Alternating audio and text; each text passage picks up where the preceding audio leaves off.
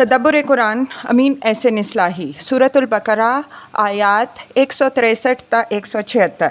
آگے کا مضمون۔ آیت 162 پر اس سورہ کا پہلا باب ختم ہوا۔ اس باب میں یہود منصب امامت سے معزول ہوئے اور ایک نئی امت اپنی تمام خصوصیات کے ساتھ نمایاں ہوئی۔ اب آگے آیت 163 سے اس سورہ کے مطالب کا دوسرا باب شروع ہو رہا ہے،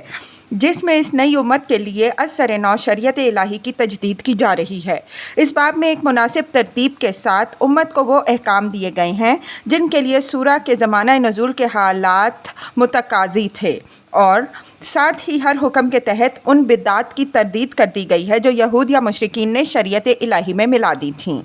اس باب کا آغاز توحید کے بیان سے ہو رہا ہے، اس لیے کہ تمام دین کی بنیاد اسی چیز پر ہے۔ توحید کے دعوے کے ذکر کے بعد اس کی دلیل ہوئی ہے۔ توحید کی یہ دلیل وہی دلیل ہے جس کی طرف اس کتاب کی فصل 23 میں ہم دلیل توافق کے نام سے اشارہ کر چکے ہیں۔ یہاں یہ دلیل اپنے بعض نئے پہلوؤں کے ساتھ نمایاں ہوئی ہے، جس کی وضاحت آیات کی تفسیر کے تحت آئے گی۔ پھر شرک کی تردید فرمائی ہے۔ اس ضمن میں کسی چیز کو خدا کے حکم کے بغیر حرام یا حلال ٹھہرانے کی بھی مذمت کی گئی ہے، اس لیے کہ اپنی حقیقت کے اعتبار سے یہ چیز بھی شرک ہی میں داخل ہے۔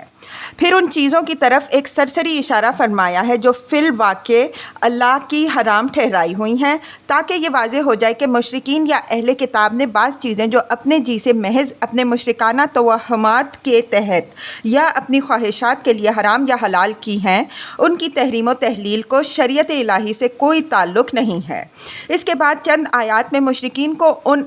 ان کی اندھی بہری تقلید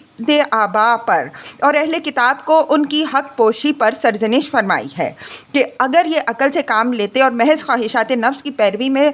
ضلالت کو ہدایت پر ترجیح نہ دیتے تو وہ توحید کی مخالفت اور شرک کی حمایت نہ کرتے، لیکن انہوں نے اپنی شامت اعمال سے اپنے لیے ابدی ہلاکت کی یہی راہ اختیار کر لی۔ اس روشنی میں اب آگے کی آیات تلاوت فرمائیے۔ ارشاد ہوتا ہے، اعوذ باللہ من الشیطان الرجیم، بسم اللہ الرحمن الرحیم۔ وَإِلَٰهُكُمْ إِلَٰهٌ وَاحِدٌ لَا إِلَٰهَ إِلَّا هُوَ الرَّحْمَٰنُ الرَّحِيمُ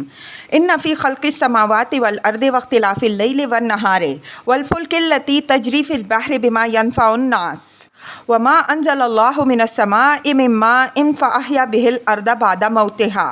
وَبَثَّ فِيهَا مِن كُلِّ دَابَّةٍ وَتَصْرِيفِ الرِّيَاحِ وَالسَّحَابِ الْمُسَخَّرِ بَيْنَ السَّمَاءِ وَالْأَرْضِ لَآيَاتٍ لِقَوْمٍ يَعْقِلُونَ وَمِنَ النَّاسِ مَن يَتَّخِذُ مِن دُونِ اللَّهِ أَندَادًا يُحِبُّونَهُمْ كَحُبِّ اللَّهِ وَالَّذِينَ آمَنُوا أَشَدُّ حُبًّا لِلَّهِ وَلَوْ يَرَى الَّذِينَ ظَلَمُوا إِذْ يَرَوْنَ الْعَذَابَ أَنَّ الْقُوَّةَ لِلَّهِ جَمِيعًا وَأَنَّ اللَّهَ شَدِيدُ الْعَذَابِ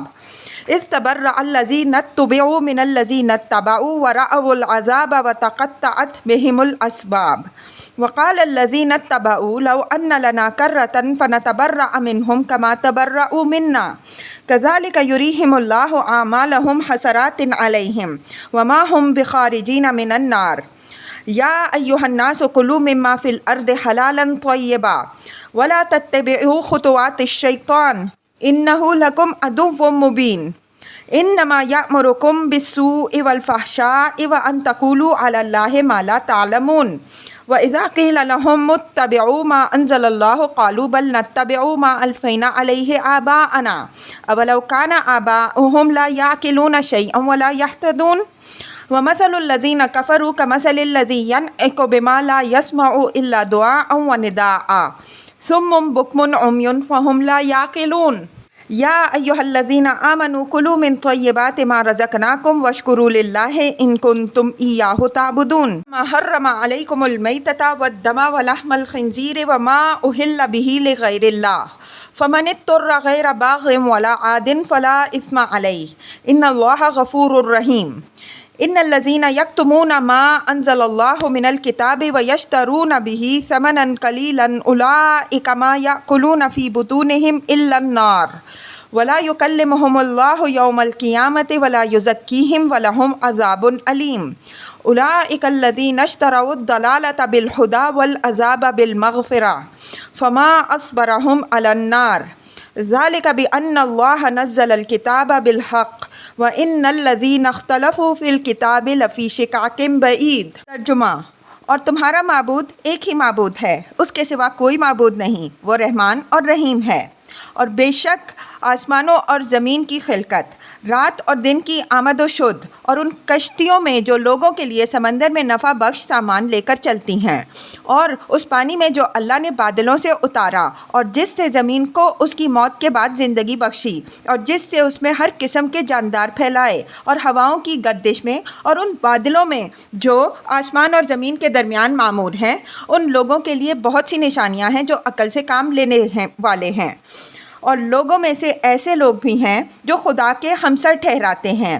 جن سے وہ اس طرح محبت کرتے ہیں جس طرح خدا سے محبت کرنی چاہیے، لیکن جو خدا پر ایمان رکھتے ہیں وہ سب سے زیادہ خدا سے محبت رکھنے والے ہیں۔ اور اگر یہ اپنی جانوں پر ظلم ڈھانے والے اس وقت کو دیکھ سکتے جب کہ یہ عذاب سے دوچار ہوں گے، تو ان پر یہ حقیقت اچھی طرح واضح ہو جاتی کہ سارا زور اور اختیار اللہ ہی کے ہاتھ میں ہے، اور اللہ ہی سخت عذاب دینے والا ہے۔ وقت کا خیال کرو جب کہ مقتدا اپنے پیرووں سے اظہار برات کریں گے اور وہ عذاب سے دوچار ہوں گے، اور ان کے تعلقات یک قلم ٹوٹ جائیں گے، اور ان کے پیرو بھی کہیں گے کہ اے کاش ہمیں دنیا میں ایک بار اور جانا نصیب ہوتا کہ ہم بھی ان سے اسی طرح اظہار برات کر سکتے جس طرح انہوں نے ہم سے اظہار برات کیا ہے۔ اس طرح اللہ ان کے اعمال ان کو سرمایہ حسرت بنا کر دکھائے گا اور ان کو دوزخ سے نکالنا نصیب نہ ہوگا۔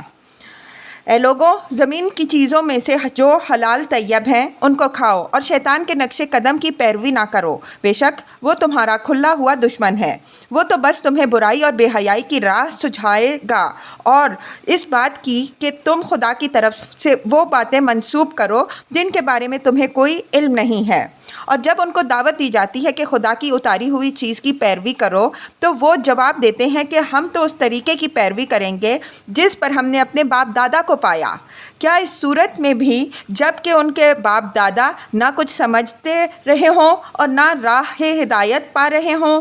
ان کافروں کی تمثیل ایسی ہے جیسے کوئی شخص ایسی چیزوں کو پکارے جو پکار اور آواز کے سوا کچھ نہ سنتی سمجھتی ہو۔ یہ بہرے، گونگے، اندھے ہیں، یہ سمجھ نہیں سکتے۔ اے ایمان والو، جو پاکیزہ چیزیں ہم نے تم کو بخشی ہیں ان کو کھاؤ اور اللہ کے شکر گزار بنو اگر تم اس کی بندگی کرنے والے ہو۔ اس نے تو بس تمہارے لیے مردار، خون، سور کا گوشت اور غیر اللہ کے نام کے ذبیحہ کو حرام ٹھہرایا ہے۔ اس پر بھی جو مجبور ہو جائے اور وہ خواہش مند اور حد سے آگے بڑھنے والا نہ ہو تو اس کے لیے کوئی گناہ نہیں۔ اللہ بخشنے والا، رحم کرنے والا ہے۔ بے شک جو لوگ اس چیز کو چھپاتے ہیں جو خدا نے اپنی کتاب میں اتاری ہے اور اس کے عوض میں حقیر قیمت قبول کرتے ہیں، یہ لوگ اپنے پیٹوں میں صرف دوزخ کی آگ بھر رہے ہیں۔ ان لوگوں سے خدا قیامت کے دن نہ تو بات کرے گا نہ ان کو پاک کرے گا، ان کے لیے بس دردناک عذاب ہے۔ یہی لوگ ہیں جنہوں نے گمراہی کو ہدایت پر اور عذاب کو مغفرت پر ترجیح دی۔ یہ دوزخ کے معاملے میں کتنے ڈھیٹ ہیں۔ یہ اس لیے ہوگا کہ اللہ نے اپنی کتاب حق کے ساتھ اتاری ہے، اور جن لوگوں نے اس کتاب کے معاملے میں اختلاف کیا ہے وہ مخالفت میں بہت دور نکل گئے۔ الفاظ کی تحقیق اور آیات کی وضاحت۔ وَإِلَٰهُكُمْ إِلَٰهٌ وَاحِدٌ لَا إِلَٰهَ إِلَّا هُوَ الرَّحْمَٰنُ الرَّحِيمُ۔ الہ کے معنی معبود کے ہیں، اسی پر الف لام تعریف کا داخل کر کے لفظ اللہ تعالیٰ کے لیے بطور اسم ذات استعمال ہوا۔ رحمان اور رحیم کی تحقیق اور ان دونوں کے فرق کی وضاحت سورہ فاتحہ کی تفسیر میں گزر چکی ہے۔ یہ توحید ہی سب سے پہلی اور سب سے بڑی چیز ہے جو ملت ابراہیم علیہ السلام کی وراثت کی حیثیت سے اس امت مسلمہ کی طرف منتقل ہوئی۔ اس کا ذکر یہاں مثبت اور منفی دونوں ہی پہلوؤں سے فرمایا ہے تاکہ اس میں کسی رخنہ کے لیے کوئی گنجائش باقی نہ رہے۔ اس میں اگر کوئی رخنہ پیدا ہو جائے تو یہ بنیاد کا رخنہ ہے جس سے شیطان کو پورے دین میں رخنہ اندازی کے لیے راہ مل جاتی ہے۔ اس توحید کے ذکر کے ساتھ اسماء حسنی میں سے رحمان اور رحیم کا حوالہ دو مختلف پہلو اپنے اندر رکھتا ہے۔ اس کا ایک پہلو تو یہ ہے کہ شرک کے اسباب و محرکات میں سے ایک بہت بڑا سبب خدا کے ہر قسم کے شغل و عمل اور ہر نوع کے تعلق سے عرفہ اور بالا تر ہونے کا غلط تصور بھی ہے۔ یہ تصور ہے تو ایک تنزیہی تصور، لیکن بعض صورتوں میں یہ خدا کی بے ہمگی کو اس قدر بڑھا دیتا ہے کہ خلق سے اس کا تعلق بالکل ہی منقطع ہو جاتا ہے، اور اس تک رسائی حاصل کرنا یا خلق کے معاملات میں سے اس کا کوئی تعلق رکھنا اس کی شان الوہیت کے منافی قرار پا جاتا ہے۔ خدا کی بے ہمگی کا یہ تصور فطری طور پر دلوں میں اس کی طرف سے ایک مایوسی پیدا کرتا ہے، اور یہ مایوسی بالآخر ان وسائل و وسائط کو جنم دیتی ہے جن کو انسان خدا کے نہ پا سکنے کی شکل میں اپنے لیے تسلی و طمانینت کا ذریعہ بناتا ہے۔ قرآن نے معرفت الہی کی راہ کے اس مغالطے کو دور کرنے کے لیے جگہ جگہ یہ کیا ہے کہ خدا کی وحدانیت، اس کی بے ہمگی اور اس کی برتری کے بیان کے ساتھ ساتھ اس کی ایسی صفات کا بھی حوالہ دے دیا ہے جو خلق کے ساتھ اس کے تعلق کو واضح کرنے والی ہیں، تاکہ انسان وسائل و وسائط کا سہارا تلاش کرنے کے بجائے خود خدا کے دامن رحمت کو پکڑنے اور اسی میں چھپنے کی کوشش کرے۔ چنانچہ اس پہلو سے سورہ اخلاص میں جو توحید کی سب سے بڑی صورت ہے، اگر ایک طرف خدا کی بے ہمگی کو واضح کرنے کے لیے هو اللہ احد، وہ اللہ بے ہمہ ہے، فرمایا، تو ساتھ ہی اس کی با ہمگی کو واضح کرنے کے لیے اللہ الصمد، اللہ با ہمہ ہے، بھی فرما دیا، تاکہ یہ واضح ہو جائے کہ خدا سب سے بے نیاز اور بالا تر ہونے کے باوجود سب کے لیے پناہ، سب کے لیے مرجع اور سب کے لیے سہارا کی چٹان ہے۔ اسی اصول پر زیر بحث آیت میں بھی خدا کی وحدانیت کو مثبت اور منفی دونوں پہلوؤں سے بیان کرنے کے بعد یہ بھی واضح فرما دیا کہ وہ خدا رحمان اور رحیم ہے۔ ہم سورہ فاتحہ میں ان دونوں لفظوں کی وضاحت کر چکے ہیں کہ ان میں سے پہلا لفظ خدا کی رحمت کے جوش پر دلالت دیتا ہے اور دوسرا اس کی رحمت کے تسلسل اور دوام پر۔ مقصد یہ ہے کہ خدا ہے تو واحد اور یکتا، سب سے بے نیاز اور سب سے بالا تر، لیکن وہ رحمان اور رحیم بھی ہے۔ اس نے اپنے جوش رحمت سے تمہیں وجود بخشا ہے، اپنی رحمت ہی کے آغوش میں تمہاری تربیت اور پرورش کر رہا ہے، اور اپنی اس رحمت ہی کے لیے اس نے تمہارے واسطے جزا و سزا کا ایک دن مقرر کیا ہے، پس تم اسی کے لیے جیو اور اسی کے لیے مرو، اور اپنی تمام آرزوئیں اور امیدیں اکیلے اسی سے وابستہ رکھو۔ دوسرا پہلو یہ ہے کہ مشرک اور بت پرست قوموں نے ہمیشہ قہر و غضب کو الوہیت کے ضروری لوازم میں سے سمجھا۔ انہوں نے کائنات کے بادشاہ کو دنیاوی بادشاہوں پر قیاس کیا۔ انہوں نے دیکھا کہ جب دنیا کے بادشاہ صرف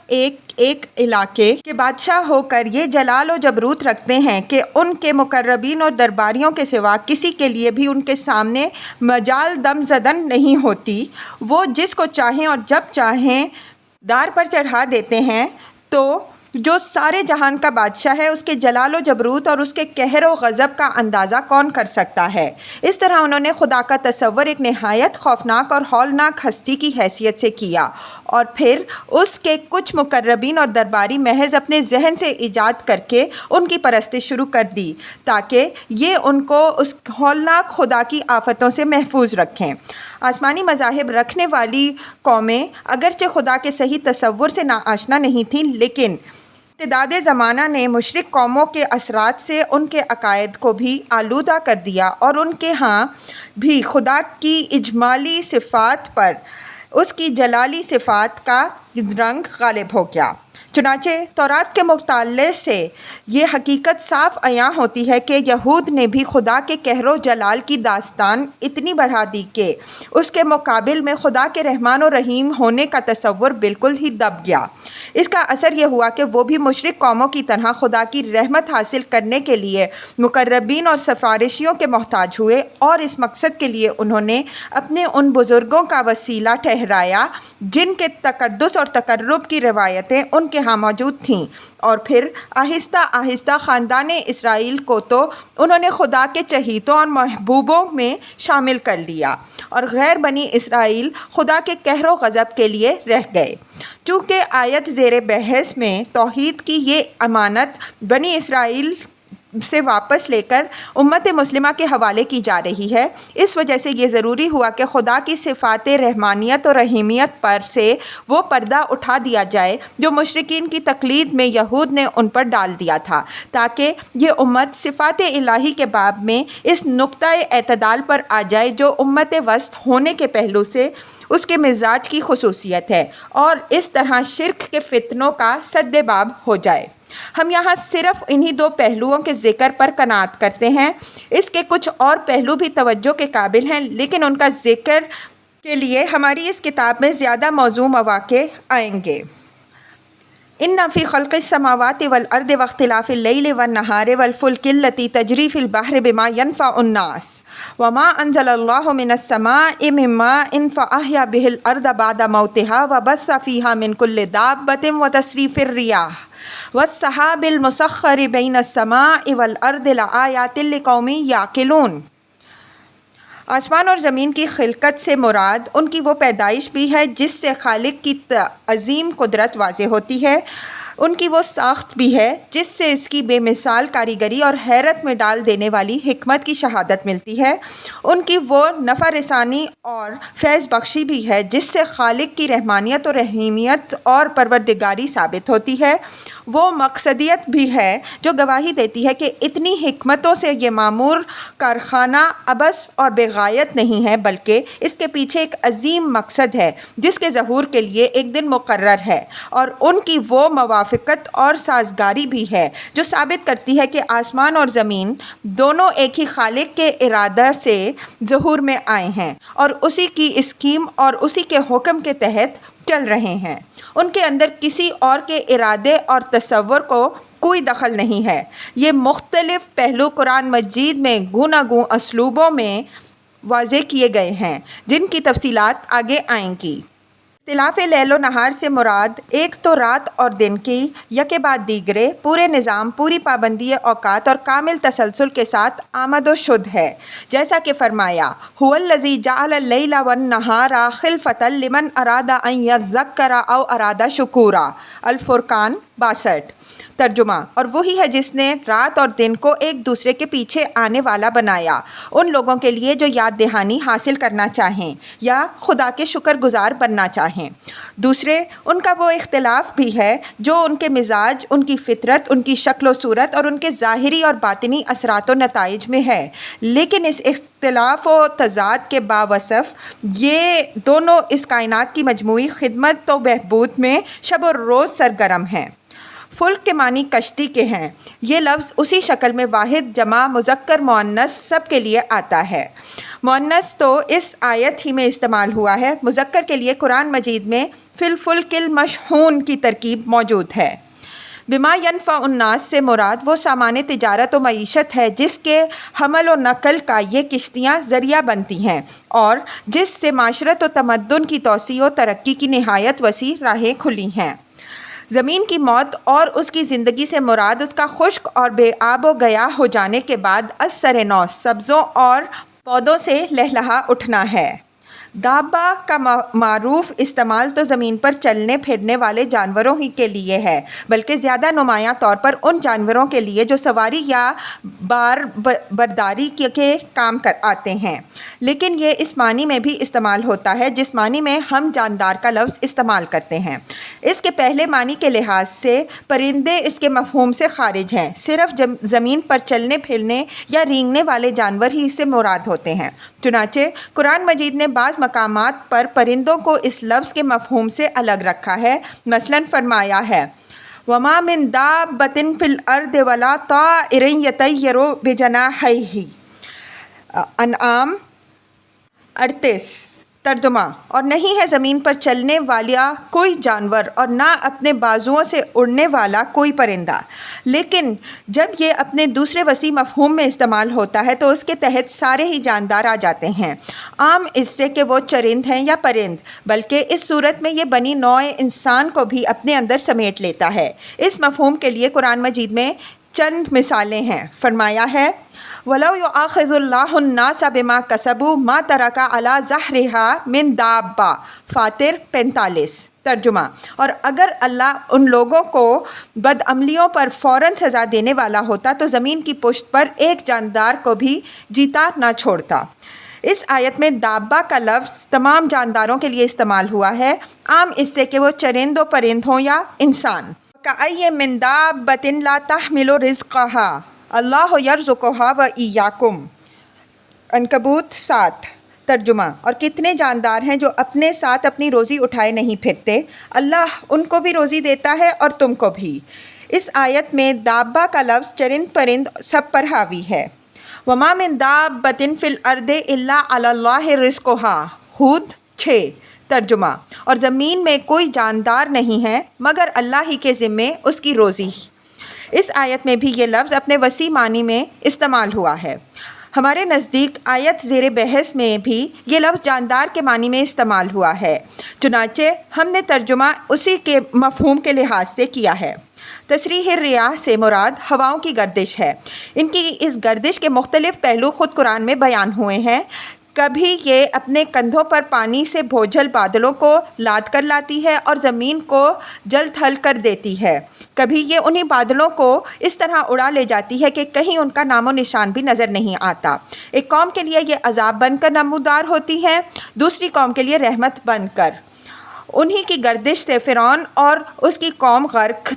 کے دریا ہوئی، اور انہی کے تصرف سے حضرت موسیٰ علیہ السلام اور ان کی قوم کو اسی دریا سے پار کرایا گیا۔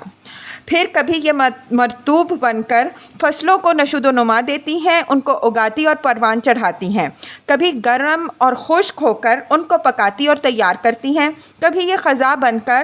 پتوں کو مرجھاتی اور چمن کو اجاڑتی ہیں، کبھی بہار بن کر ایک ایک ٹہنی اور ایک ایک شاخ کو پھولوں اور کلیوں سے لاد دیتی ہیں۔ ان کے بھیس مختلف ہیں اور ہر بھیس میں نئی آن اور نئی شان ہے، اور جو شان بھی ہے وہ ان کے مصرف خدا کی رحمت و حکمت اور قدرت اور اس کی ربوبیت کا ایک عظیم نشان ہے۔ تسخیر کے معنی کسی کو مطیع فرما بنا کر بلا کسی اجرت و معاوضہ کے اس سے خدمت لینا ہے۔ بادلوں کے آسمان و زمین کے درمیان مسخر کرنے کے معنی یہ ہیں کہ خدا کے امر و حکم کے تحت بالکل مقہور و مجبور ہر لمحہ و ہر آن بالکل تیار کھڑے ہیں کہ جب اور جس جگہ کے لیے اور جس شکل میں ان کو حکم ہو وہ اس حکم کی تعمیل کریں۔ یہ مسخر خدا کے ہاتھ میں ہیں اور وہی اپنی ربوبیت اور اپنی حکمت کے تقاضوں کے تحت ان کو رحمت یا عذاب کی جس شکل میں چاہتا ہے استعمال کرتا ہے۔ قرآن میں انسانوں کی نسبت کے ساتھ جب ابر و ہوا کی تسخیر کا ذکر آتا ہے تو اس کے معنی یہ نہیں ہوتے کہ ابر یا ہوا یا سورج یا چاند انسان کے ہاتھ میں مسخر ہیں یا وہ ان کو مسخر کر سکتا ہے، بلکہ اس کے معنی صرف یہ ہے کہ پروردگار عالم نے ان چیزوں کو مسخر کر کے ان کو انسان کے نفع رسانی اور اس کی خدمت میں لگا دیا ہے، اور یہ رات دن خدمت میں لگے رہنے کے باوجود انسان سے کسی اجرت یا صلے کے طالب نہیں بنتے۔ اسی وجہ سے جہاں کہیں یہ مضمون بیان ہوا ہے وہاں سخر لکم آیا ہے، جس کے معنی یہ ہے کہ خدا نے ان کو تمہاری نفع رسانی کے لیے لگا دیا ہے۔ یہ معنی نہیں ہے کہ ان کو تمہارے تابع فرمان بنا دیا۔ تابع فرمان یہ صرف خدا کے ہیں۔ انسان زیادہ سے زیادہ جو کچھ کر سکتا ہے وہ صرف یہ ہے کہ خدا نے ان چیزوں کو جن طبعی قوانین کے ماتحت رکھا ہے ان میں سے بعض کو اپنی سائنس کے زور سے دریافت کر لے اور ان سے فائدہ اٹھا سکے، لیکن ان تمام قوانین کا اصل سررشتہ خدا کے ہی کے ہاتھ میں ہے۔ انسان اس سررشتہ پر کبھی قابو نہیں پا سکتا۔ مذکورہ بالا تمام چیزوں کا حوالہ دے کر فرمایا کہ ان کے اندر عقل سے کام لینے والوں کے لیے آیات ہیں۔ آیت کے معنی جیسا کہ ہم دوسرے مقام میں واضح کر چکے ہیں نشانی اور علامت کے بھی آتے ہیں۔ جو چیز کسی چیز کی نشانی اور علامت ہوتی ہے وہ اس کی دلیل ہوا کرتی ہے۔ اس وجہ سے سوال پیدا ہوتا ہے کہ یہاں مذکورہ چیزیں کس چیز پر اور کس نوعیت سے دلیل ہیں۔ یہ سوال اس وجہ سے پیدا ہوتا ہے کہ یہاں یہ تو فرمایا کہ ان چیزوں کے اندر دلیلیں ہیں، لیکن یہ نہیں واضح فرمایا کہ یہ دلیلیں کن چیزوں پر ہیں اور ان کے دلیل ہونے کی شکل کیا ہے۔ نشانیوں کی طرف اشارہ کر کے صرف سوال کو ہماری عقل و بصیرت پر چھوڑ دیا ہے کہ جو لوگ اپنی عقل اور سمجھ سے کام لیں گے وہ ان دلیلوں کو خود سمجھ جائیں گے۔ قرآن مجید نے یہ طریقہ اکثر مقامات میں اختیار کیا ہے اور مقصود اس سے ہماری عقل و فکر کی تربیت ہے کہ ہم آفاق و انفس کے اندر پھیلے ہوئے دلائل کو خود سمجھنے اور ان سے صحیح نتائج تک پہنچنے کے قابل ہو سکیں۔ اس طرح کے مواقع میں قرآن پر غور کرنے کا طریقہ یہ ہے کہ اپنے پہلے اجمالی اشارات کو خود قرآن کی روشنی میں تفصیل کا رنگ دینے کی کوشش کی جائے تاکہ واضح ہو سکے کہ پیش کردہ چیزوں سے اس دعوے پر کس طرح دلیل قائم ہوتی ہے۔ مثلاً دیکھیے آسمان و زمین کی خلقت سے، جیسا کہ ہم نے اوپر اشارہ کیا، کہیں تو خدا کی قدرت و حکمت پر استدلال کیا ہے، کہیں اس کی پروردگاری اور رحمانیت و رحیمیت پر، کہیں ان کے بامقصد و باغایت ہونے پر استدلال کیا ہے، اور کہیں ان کے توافق کے پہلو سے ان کے خالق و مالک کی توحید پر۔ اسی طرح رات اور دن کے اختلاف کو کہیں تو حق و باطل کی کشمکش اور غلبہ حق کی شہادت کے طور پر پیش کیا ہے، کہیں تمثیلی رنگ میں اس سے حیات بعد الموت پر استشہاد کیا ہے، اور کہیں ان کے تضاد کے باوجود ان کے اندر ایک اعلیٰ و برتر مقصد کے لیے جو سازگاری اور موافقت پائی جاتی ہے اس کو اس حقیقت کے ثبوت میں پیش کیا ہے کہ نور اور ظلمت، روشنی اور تاریکی سب کا خالق ایک ہی ہے، وہی ان اضداد کو اپنی قدرت سے وجود میں لایا ہے اور وہی اپنی حکمت سے ان اضداد کے اندر سازگاری پیدا کرتا اور اس کائنات کی مجموعی خدمت کے لیے ان کو استعمال کرتا ہے۔ کشتی اور سمندر کا ذکر بھی قرآن میں مختلف پہلوؤں سے ہوا ہے۔ بعض جگہ تو اس سے انسانی زندگی کا جزر و مد نمایاں کیا گیا ہے کہ انسان ذرا بھی مغرور اور ذرا بھی مایوس ہونے والی مخلوق ہے۔ زندگی کی کشتی ہمواری کے ساتھ رواں دواں رہے تو اس چیز کو وہ اپنی تدبیر و حکمت کا کرشمہ سمجھتا ہے، اور اگر یہ کشتی حوادث کے تلاطم میں گھر جائے تو خدا خدا پکارنے لگتا ہے۔ پھر یہیں سے توحید کی انفسی دلیل پیش کی ہے کہ اصل معبود جس کی شہادت دل کی گہرائیوں میں موجود ہے وہ تو اللہ واحد ہی ہے،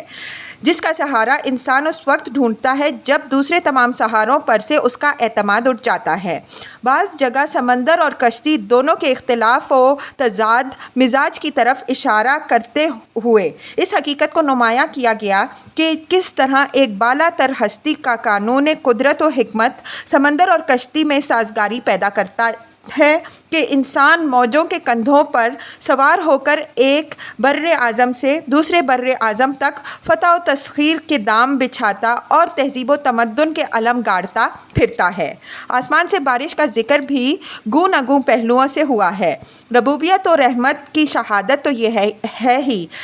حیات بعد الموت پر بھی اس کی شہادت نہایت واضح ہے، اور اس طرف یہاں بھی اشارہ ہے۔ توحید پر بھی اس سے استدلال ہے کہ جب آسمان سے اترنے والی بارش زمین کو زندگی اور رویدگی بخشتی ہے تو یہ کس طرح باور کرتے ہو کہ زمین کے دیوتا الگ اور آسمان کے دیوتا الگ ہیں۔ اگر اس طرح ہر چیز کی خدائیاں الگ الگ تقسیم ہوتی تو اس کارخانہ کائنات میں ایسی حیرت انگیز سازگاری کس طرح پیدا ہوتی کہ آسمان سے پانی برستا اور زمین اس پانی کی بدولت اپنے تمام خزانے اگل دیتی، اور پھر انسان اور چرند پرند سب ان سے فائدہ اٹھاتے۔ بعض جگہ تمثیلی رنگ میں بارش اور اس کے اثرات کے اختلاف کو اس اختلاف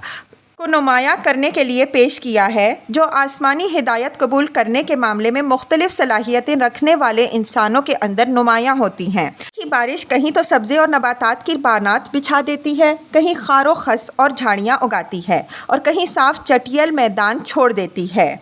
اسی طرح فرمایا کہ آسمانی ہدایت کی جو بارش نازل ہوتی ہے اس سے ساری طبیعتیں یکساں فیضیاب نہیں ہوتیں۔ بعض تو اس کے چھینٹے پڑتے ہی باغ و چمن کی طرح کھلکھلا اٹھتی ہیں، بعض شور زمینوں کے مانند مردہ ہی پڑی رہ جاتی ہیں، اور بعض صرف ضلالت اور عداوت کی خاردار اور بس بھری جھاڑیاں اگاتی ہیں۔ ہواؤں اور بادلوں کی گردش کو بھی مختلف پہلوؤں سے پیش کیا گیا ہے۔ خدا کی رحمت اور پروردگاری کی شہادت تو اس سے واضح طور پر ملتی ہے خاص طور پر جو چیز قرآن میں مختلف اسلوبوں سے بیان ہوتی ہے وہ ہوا کے تصرفات کے پردے میں خدا کی رحمت اور اس کے عذاب کا ظہور ہے، جس سے بالآخر ایک روز جزا و سزا کا ثبوت فراہم ہوتا ہے۔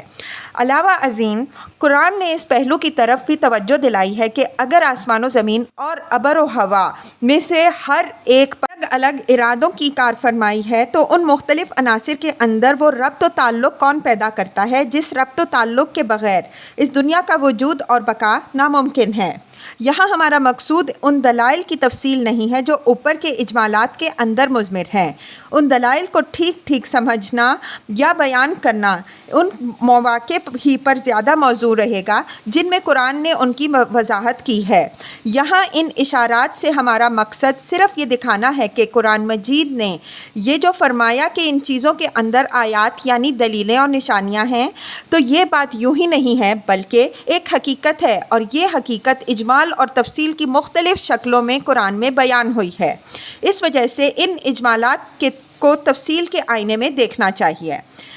یہ تو اس آیت پر ایک عمومی نظر ہوئی۔ اب ہم اس پر ایک خصوصی نظر اس دعوے کو پیش نظر رکھ کر ڈالیں گے جو یہاں عنوان زیر بحث ہے۔ اوپر یہ بات گزر چکی ہے کہ یہاں اصل چیز جو زیر بحث ہے وہ توحید ہے، اور یہ آیت اس توحید کی دلیل کے طور پر وارد ہوئی ہے۔ اس وجہ سے اس آیت کے تمام مذکورہ حقائق، لطائف سب ضمنی ہیں۔ نظم کلام کے پہلو سے اصلی چیز جو واضح کرنے کی ہے وہ یہ ہے کہ اس میں توحید کی دلیل کیا ہے، چنانچہ اب ہم اختصار کے ساتھ اس کو پیش کرنے کی کوشش کریں گے۔ اس آیت پر اگر تدبر کی نگاہ ڈالیے تو یہ حقیقت واضح ہوگی کہ اس میں شروع سے لے کر آخر تک اس کائنات کے متقابل بلکہ متضاد اجزاء و عناصر کا حوالہ دیا گیا ہے، اور ساتھ ہی ان کے اس حیرت انگیز اتحاد و توافق اور ان کی اس بے مثال باہم آمیزی اور سازگاری کی طرف اشارہ کیا گیا ہے جو ان کے اندر اس کائنات کی مجموعی خدمت کے لیے پیدا کی گئی ہے۔ آسمان کے ساتھ زمین، رات کے ساتھ دن، کشتی کے ساتھ دریا بظاہر دیکھیے تو آپس میں ایک دوسرے کے ساتھ دین کی نسبت رکھتے ہیں، لیکن ذرا گہری نگاہ سے دیکھیے تو معلوم ہوگا کہ اگر یہ ایک طرف ضدین کی نسبت رکھتے ہیں تو دوسری طرف اس کائنات کی خانہ آبادی کے نقطۂ نظر سے آپس میں زوجین کا سا ربط اور اتصال بھی رکھتے ہیں۔ یہ آسمان اور اس کے چمکتے ہوئے سورج اور چاند نہ ہوں تو ہماری زمین کی ساری رونقیں اور بہاریں ختم ہو جائیں، بلکہ اس کی ہستی ہی نابود ہو جائے۔ اسی طرح یہ زمین نہ ہو تو کون بتا سکتا ہے کہ اس فضائے متناہی کے بے شمار ستاروں اور سیاروں میں سے کس کس کا گھر اجڑ کر رہ جائے۔ علی ھذا القیاس ہماری اور ہماری طرح اس دنیا کے تمام جانداروں کی زندگی جس طرح دن کی حرارت، تمازت، روشنی اور نشاط انگیزی کی محتاج ہے، اسی طرح شب کی خنکی لطافت، سکون بخشی اور خواب آوری کی بھی محتاج ہے۔ یہ دونوں مل کر اس گھر کو آباد کیے ہوئے ہیں۔ اسی طرح سمندر کو دیکھیے، اس کا پھیلاؤ کتنا ہوش ربا اور ناپید ہے اور اس کی موجیں کتنی مہیب اور ہولناک ہیں، لیکن دیکھیے اس سرکشی و طغیانی کے باوجود کس طرح اس نے عین اپنے سینے پر سے ہماری کشتیوں اور ہمارے جہازوں کے لیے نہایت ہموار اور مصفہ سڑکیں نکال رکھی ہیں جن پر ہمارے جہاز رات دن دوڑے چلے جا رہے ہیں، اور تجارت اور معیشت، تمدن و معاشرت اور علوم و فنون ہر چیز میں مشرق و مغرب کے ڈانڈے ملائے ہوئے ہیں۔ آگے آسمان سے بارش اور اس بارش سے زمین کے اثر نو، باغ و بہار سے معمور و آباد ہو جانے کا ذکر ہے۔ غور کیجئے کہاں زمین ہے اور کہاں آسمان، لیکن اس دوری کے باوجود دونوں میں کس درجہ گہرا ربط و اتصال ہے۔ زمین اپنے اندر رویدگی اور زندگی کے خزانے چھپائے ہوئے ہے، لیکن یہ سارے خزانے اس وقت تک مدفون ہی رہتے ہیں جب تک آسمان سے بارش نازل ہو کر ان کو ابھار نہیں دیتی۔ اسی طرح کا رشتہ بادلوں اور ہواؤں کے درمیان بھی ہے۔ بادلوں کے جہاز لدے پھندے اپنے بادبان کھولے کھڑے ہیں، لیکن یہ اپنی جگہ سے ایک انچ سرک نہیں سکتے جب تک ہوائیں ان کو دھکے دے کر ان کی جگہ سے نہ ہلائیں اور ان کو ان کی مقرر کی ہوئی سمتوں میں آگے نہ بڑھائیں۔ یہ ہوائیں ہی ہیں جو ان کو مشرق و مغرب اور شمال و جنوب میں ہنکائے پھرتی ہیں، اور جب چاہتی ہیں ان کو غائب کر دیتی ہیں، اور جب چاہتی ہیں ان کو افق پر نمودار کر دیتی ہیں۔ اب یہ سوال ہے کہ غور و تدبر کی نگاہ اس دنیا کے بارے میں کیا فیصلہ کرتی ہے؟ کیا یہ ازداد اور متناقضات کی ایک رزم گاہ ہے جس میں مختلف ارادوں اور قوتوں کی کشمکش برپا ہے، یا ایک ہی حکیم و مدبر ارادہ ان سب پر حاکم و فرما روا ہے جو ان تمام عناصر مختلفہ کو اپنی حکمت کے تحت ایک خاص نظام اور ایک خاص مجموعی مقصد کے لیے استعمال کر رہا ہے؟ ظاہر ہے کہ اس کائنات کے مشاہدے سے یہ دوسری ہی بات ثابت ہوتی ہے۔ پھر مزید غور کیجئے تو یہیں سے ایک اور بات بھی نکلتی ہے، وہ یہ کہ یہ دنیا آپ سے آپ وجود میں نہیں آئی ہے، اور نہ اس کے اندر جو ارتقا ہوا ہے وہ آپ سے آپ ہوا ہے۔ اگر ایسا ہوتا تو اس کے عناصر مختلفہ میں ایک بالا تر مقصد کے لیے وہ سازگاری کہاں سے پیدا ہوتی جو اس کائنات کے ہر گوشہ میں موجود ہے؟ وَمِنَ النَّاسِ مَن يَتَّخِذُ مِن دُونِ اللَّهِ أَندَادًا يُحِبُّونَهُم كَحُبِّ اللَّهِ وَالَّذِينَ آمَنُوا أَشَدُّ حُبًّا لِلَّهِ وَلَوْ يَرَى الَّذِينَ ظَلَمُوا إِذْ يَرَوْنَ الْعَذَابَ أَنَّ الْقُوَّةَ لِلَّهِ جَمِيعًا وَأَنَّ اللَّهَ شَدِيدُ الْعَذَابِ، یعنی توحید کی اس دلیل واضح کے باوجود جو اوپر بیان ہوئی ہے، اس دنیا میں ایسے لوگ بھی بستے ہیں جو خدا کے شریک اور ساجی ٹھہراتے ہیں، اور ان شریکوں اور ساجیوں سے اس طرح محبت کرتے ہیں جس طرح خدا سے محبت کرنی چاہیے۔ یہ انداز کلام اظہار تعجب کا ہے، یعنی اس بے عقلی کے لیے کوئی گنجائش تو موجود نہیں تھی، لیکن جو لوگ اپنی عقل سے کام ہی نہیں لیتے ان کا کیا علاج؟ ان کے لیے آسمان و زمین میں پھیلی ہوئی ساری دلیلیں بیکار ہیں۔ ان کے بارے میں فرمایا کہ یہ لوگ اپنے مزعومہ شریکوں اور ساجھیوں سے اس طرح محبت کرتے ہیں جس طرح خدا سے محبت کرنے کا حق ہے، حالانکہ محبت کا اصلی حقدار ہی اللہ ہے۔ وہی ہے جس نے سب کچھ پیدا کیا، وہی ہے جس کے ہاتھ میں سارا انتظام ہے، اور اس کائنات کے ہر گوشے میں پھیلی ہوئی ربوبیت اور رحمت سے اس بات کی شہادت ملتی ہے کہ وہ رحمان و رحیم ہے، تو اس کے سوا کوئی دوسرا اس کے برابر کی محبت کا حقدار کس طرح ہو سکتا ہے؟ پھر کوئی دوسرا کسی نسبت اور تعلق کی وجہ سے محبت کا حقدار نکلے تو بہرحال اس کی محبت خدا کی محبت کے تحت ہی ہو سکتی ہے، نہ کہ اس کے برابر یا خدا نخواستہ اس سے زیادہ۔ اس سے جہاں یہ بات نکلی کہ محبت حقیقی خدا کے حقوق میں سے ہے، اس میں کسی اور کو شریک کرنا شرک ہے، وہیں یہ بات بھی نکلی کہ دوسروں کے لیے محبت کا مطلق نفی نہیں ہے، دوسروں سے بھی محبت کی جا سکتی ہے، مثلاً بیوی، بچوں، قوم، قبیلہ اور ملک و وطن سے، یا کسی بزرگ، استاد یا شیخ یا پیر سے، لیکن اس محبت کے لیے یہ ضروری ہے کہ یہ خدا کی محبت کے تابع ہو، یعنی جہاں کہیں اور جب کبھی اس محبت اور خدا کی محبت کے تقاضوں میں کوئی ٹکراؤ ہونے لگے تو آدمی خدا کی محبت کے تقاضے کو مقدم رکھے اور دوسری محبتوں کو نظر انداز کر دے۔ اس صورت میں بلا شبہ وہ توحید کا حق ادا کرنے والا ٹھہرے گا۔ چنانچہ حقیقی اہل ایمان کی یہی شان بیان ہوئی ہے، والذین آمنوا اشد حبا للہ، جو حقیقی ایمان رکھتے ہیں وہ خدا کی محبت میں سخت تر ہوتے ہیں، یعنی جب ان کے سامنے اللہ اور غیر اللہ کی محبت کے ایک دوسرے سے متضاد مطالبات ابھرتے ہیں تو وہ ہمیشہ محبت الہی کے پہلو کی طرف جھکتے ہیں۔ یہی توحید خالص کی حقیقت ہے اور یہی چیز ایمان کی روح ہے۔ اس سے معلوم ہوا کہ جہاں تک محبت کے ہونے کا تعلق ہے، یہ اللہ کے ساتھ ساتھ دوسروں سے بھی ہو سکتی ہے۔ یہ چیز ایمان اور توحید کے منافی نہیں ہے، بس شرط یہ ہے کہ دوسروں کی محبت اللہ کی محبت کے تابع ہو، اس کے برابر یا اس سے بڑھ کر نہ ہو۔ وَلَوْ يَرَى الَّذِينَ ظَلَمُوا إِلَى الْآيَةِ، یہاں عربی زبان کے عام قاعدہ کے مطابق لو کا جو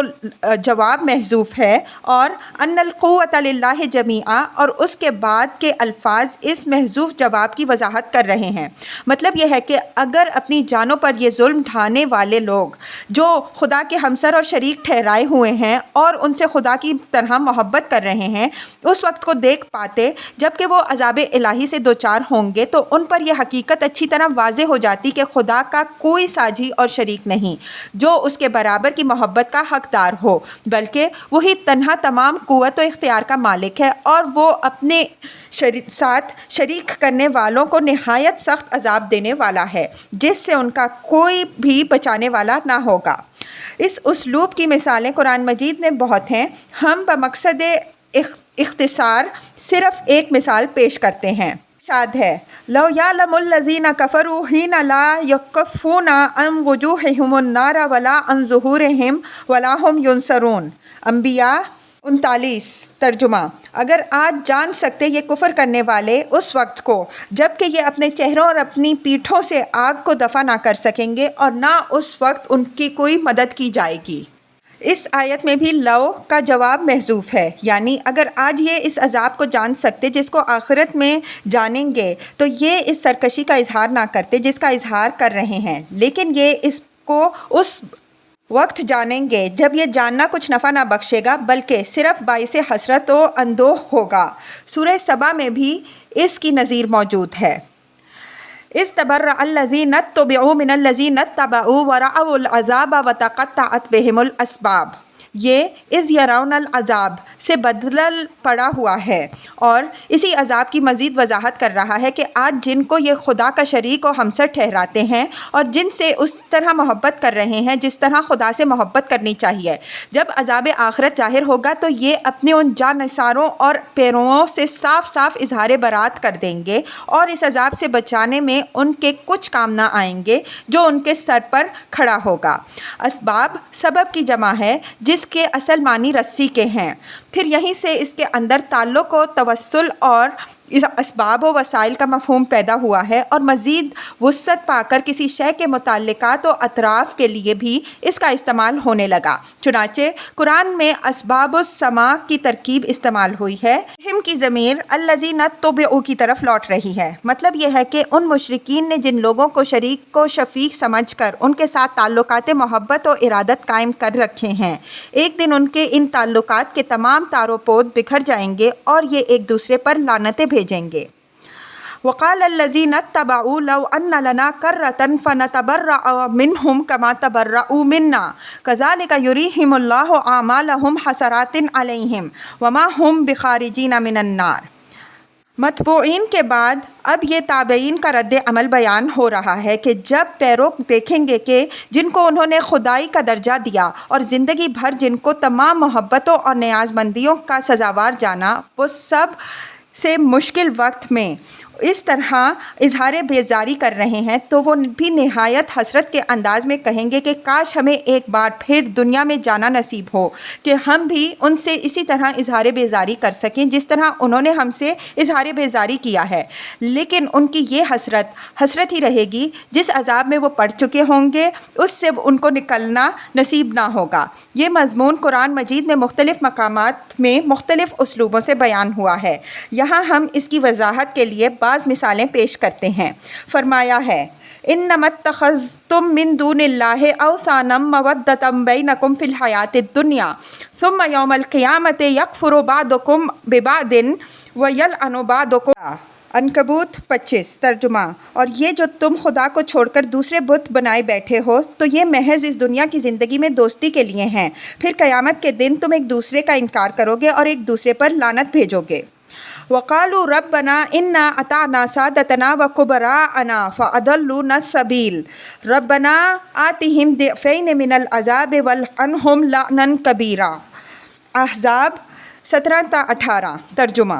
وہ کہیں گے کہ اے ہمارے پروردگار، ہم نے اپنے سرداروں اور لیڈروں کی بات مانی تو انہوں نے ہمیں راستے سے بھٹکایا۔ اے ہمارے پروردگار، ان کو دگنا عذاب دے اور ان پر بڑی لعنت کر۔